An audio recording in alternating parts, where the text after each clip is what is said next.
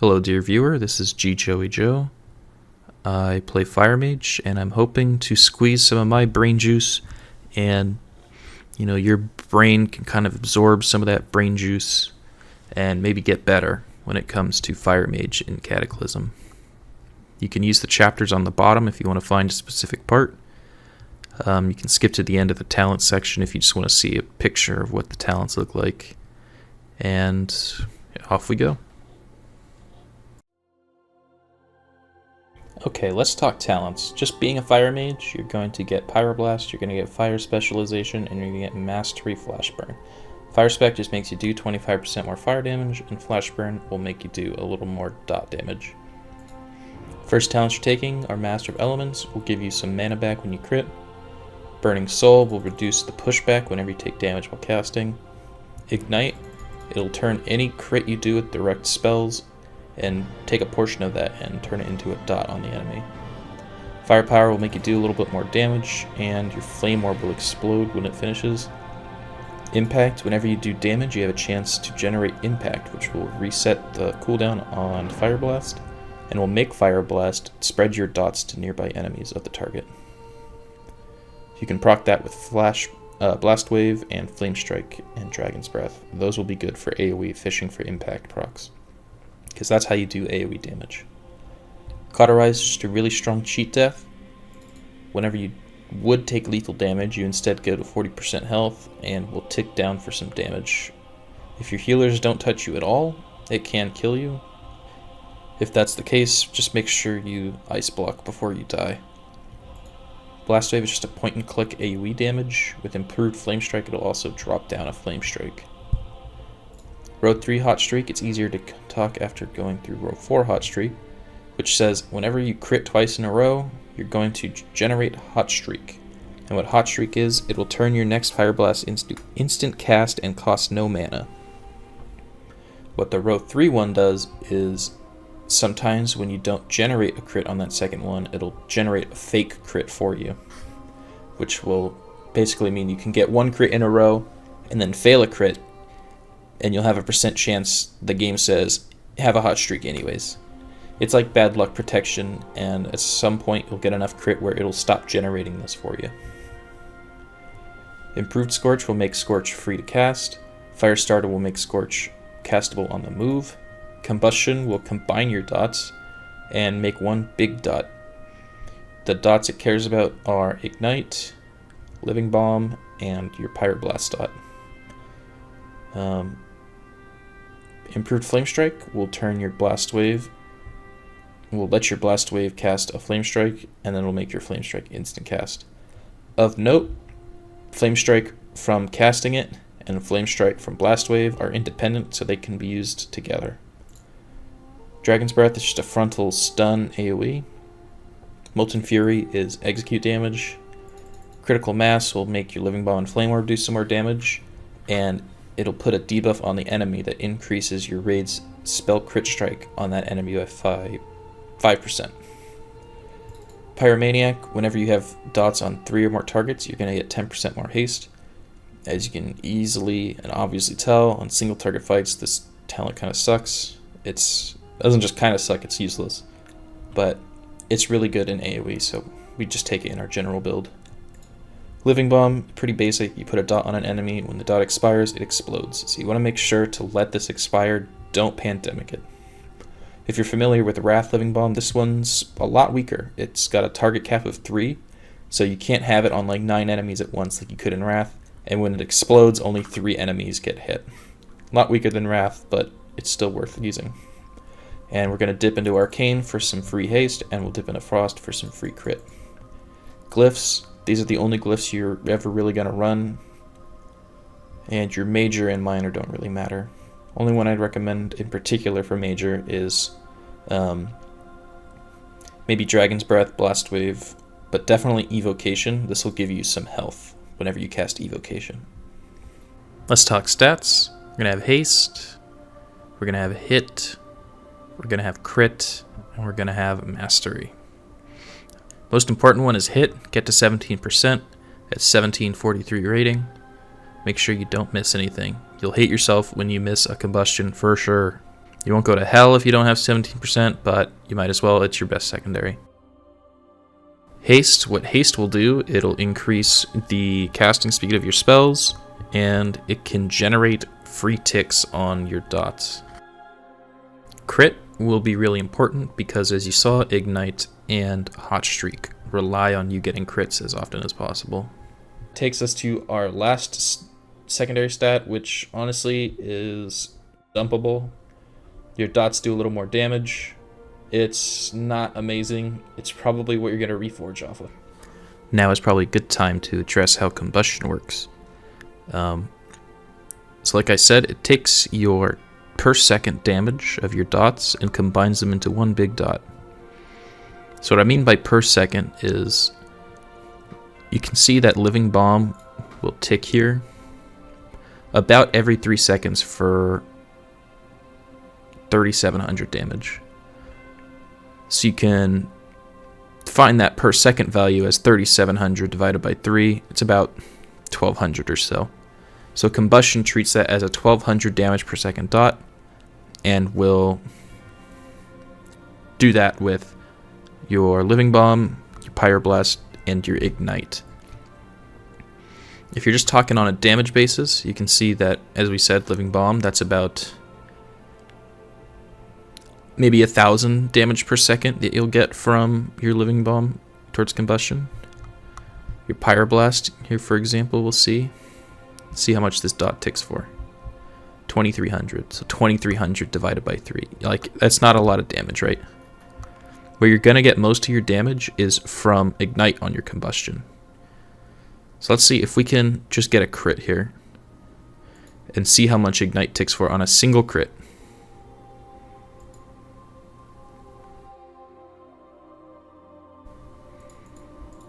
This is Fire Mage gameplay. So we're ticking for 7k about. So divide that by 2, you're getting 3,500. That one single Fireball crit alone did more damage than Living Bomb and Pyroblast together. So if you're able to chain some crits in a row, your Ignite is going to be maybe 15k tick. When you use Combustion, that'll turn it into about 7,500. The vast majority of your Combustion damage is going to come from your Ignite, where there's the static amount that comes from Living Bomb and Pyroblast. So Combustion is kind of a use at your own leisure type of ability, or use at your own custom threshold ability. If you're feeling greedy, you can try to aim for a big Ignite, which would be critting multiple times in a row. Or maybe the fight dictates that you need to get a combustion out ASAP, like on Magma. So you're just saying, you know what, first Ignite, I'm sending my Combustion just so I can have it up for the first head. It'll really be up to you. As far as your rotation goes, it's pretty straightforward. You're going to maintain your Living Bomb, you're going to be spending Hot Streaks on Pyroblast, and you're going to be just casting Fireball otherwise. Here I'm showing a opener. You're going to use Mirror Images 5 seconds before. Then with about 3 seconds left, you're going to Pyroblast with your Volcanic Potion. And then you just kind of continue into your normal rotation. Here, you can see that Ignite. I decided that was a good enough Ignite just to throw a Combust out, just for demonstration in this video. And you'll see at some point here, I will have Pyroblast dot up, and then I'll get a Hot Streak, and I'll decide not to spend it. And I'm instead waiting to see if I can start working on my next Hot Streak. This will help make sure that my Pyroblast dot stays up.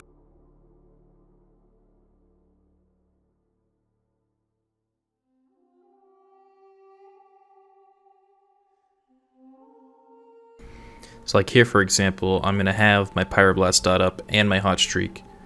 I don't need to spend it right away because I have my Pyroblast dot rolling. So let's wait till I get my next Hot Streak working on like I did there. I end up not actually gaining another Hot Streak, but I did, in the end, gain about 3 seconds of Pyroblast dot. So after this, when my Pyroblast is down, I basically got a free tick of Pyroblast by being a bit smart with my spending of Hot Streak. I'm speeding up through this section because really this is just you do your rotation for 2 minutes or so between combustions. You're kind of just playing combustion to combustion. It's a very classic rotation. You're got 2 dots to really even look at, and otherwise you're just pressing your filler fireball. If I ever had to move, I would be pressing Scorch or Flame Orb, but it's a dummy fight, so I'm not doing that.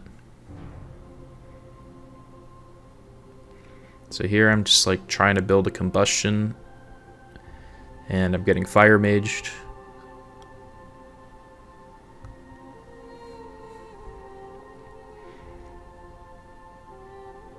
So I think here I get a decent ignite. I'm like, for demonstration, that's fine. One of the more advanced topics to talk about is your haste affecting your dot breakpoints. So I'm going to take my character's haste rating here, 1414. So what this sheet is saying is, if you look at combustion, if I wanted to add 1 tick or get to 11 ticks, I would need to get 5% haste.